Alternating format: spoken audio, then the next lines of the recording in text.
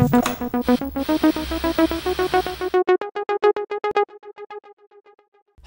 welcome to Nerd Culture. I'm Armand Gutierrez. Today I want to talk to you about space and time.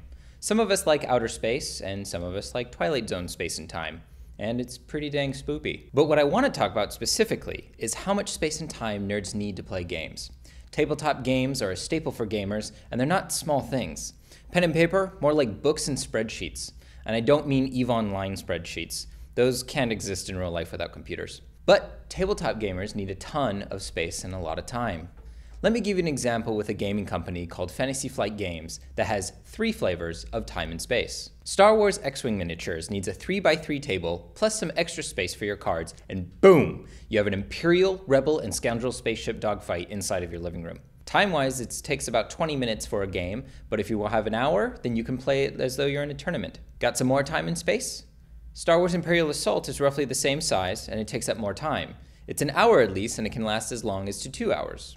For your large quantity gaming, you can get Star Wars Armada with a 3x6 table and a solid 2 or more hours of gameplay. Of course, to learn how to play these games, you gotta add an extra hour to each one, depending on how good you are at reading instructions. And don't forget, all 3 of those games are one franchise and one company. Want to spend 5 hours doing something? Try the Game of Thrones board game. Spoilers, it's not like the books or TV show because you exist. So nerds need space and time. So what? Children have all the time in the world, and they have plenty of space on the floor. And yet what happens when those children grow up and have kids themselves? I'll tell you what happens: game night. Parents and their kids have had the great time passing on the D20 tradition from one generation to another. Are your kids too young? Babysitter time. And now after you're gaming with friends, not only do you have a tournament fee, but a babysitter fee. That sweet victory at the end of game night might be bittersweet when you're dishing out $100 to the sitter at the end of the night. And yet we're still proud and excited to play again. With all the time management and the space finding, we're extremely satisfied because from all of this, we have a community.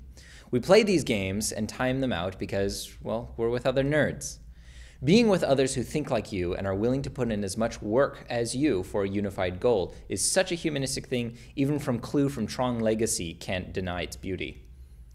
Work is practically the same thing, but it isn't as voluntary and you don't really get to make believe you're a Lannister.